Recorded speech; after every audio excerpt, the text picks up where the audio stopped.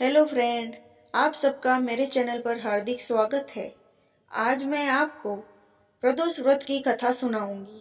त्रयोदशी तिथि को प्रदोष तिथि का व्रत किया जाता है और प्रदोष तिथि भगवान शिव को समर्पित है। यह तिथि मंगलवार के पड़ने की वजह से इस प्रदोष व्रत को भौम प्रदोष व्रत के नाम से जाना जाता है। धार्मिक मान्यता है कि भौम प्रदोष व्रत में कथा सुनने व कहने वाले को मोक्ष की प्राप्ति होती है। हर माह के शुक्ल और कृष्ण पक्ष की त्रयोदशी तिथि को प्रदोष तिथि का व्रत किया जाता है।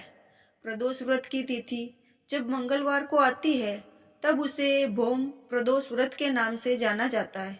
भौम प्रदोष व्रत में कथा सुनना व कहना बहुत पुण्यदायी माना जाता है और इस कथा से पूजा भी पूरी होती है। मान्यता है कि भौम प्रदोष व्रत की कथा सुनने व कहने से भगवान शिव का आशीर्वाद होता है और जीवन के सभी कष्ट दूर होते हैं।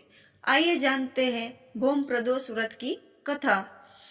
सूत जी बोले, अब मैं मंगल त्रयोदशी व्रत की कथा विधान कहता हूँ। मंगलवार का दिन व्याधियों का नाशक है। इस व्रत में एक समय व्रती को गेहूं और गुड़ का भोजन करना चाहिए। इस व्रत के करने से मनुष्य सभी पापों व रोगों से मुक्त हो जाता है। इससे किसी प्रकार का संशय नहीं रहता। अब मैं आपको उस बुढ़िया की कथा सुनाती हूँ जिसने यह व्रत किया और मोक्ष की प्राप्ति हुई। अत्यंत प्राचीन काल की घटना है। एक नगर में एक बुढ़िया रहती थी। उसके मंगलिया नाम का एक पुत्र था। वृद्धा को हनुमान जी पर बड़ी श्रद्धा थी। वह प्रत्येक मंगलवार को हनुमान जी का व्रत रखकर यथाविधि उनका भोग लगाती थी। इसके अलावा मंगलवार को एक तो घर लिपती थी और एक नई मिट्टी खोदती थी। इसी प्रकार से व्रत रखते हुए जब उसे काफी दिन बीत गए तो हनुमान जी ने सोचा कि चलो आज इस वृद्धा की परीक्षा करें। वे साधु के वेश में उसके द्वार पर जा पहुंचे और पुकारा, है कोई हनुमान का भक्त जो हमारी इच्छा पूरी करे। वृद्धा ने यह पुकार सुनी तो बाहर आई और महाराज की आज्ञा है। साधु वेशधारी हनुमान जी बोले, मैं बहुत भूखा हूँ, भोजन करूंगा, तू थोड़ी सी जमीन लीप दे। वृद्धा बूढ़ी बड़ी दुविधा में पड़ गई। अंत में हाथ जोड़कर प्रार्थना की, हे महाराज, लीपने और मिट्टी खोदने के अतिरिक्त और कोई काम हो वो कहे, मैं करने को तैयार हूं। तब हनुमान जी बोले, 3 बार परीक्षा करने के बाद कहा, तू अपने बेटे को बुला, मैं उसे औदा लिटाकर उसकी पीठ पर आग जलाकर भोजन बनाऊंगा।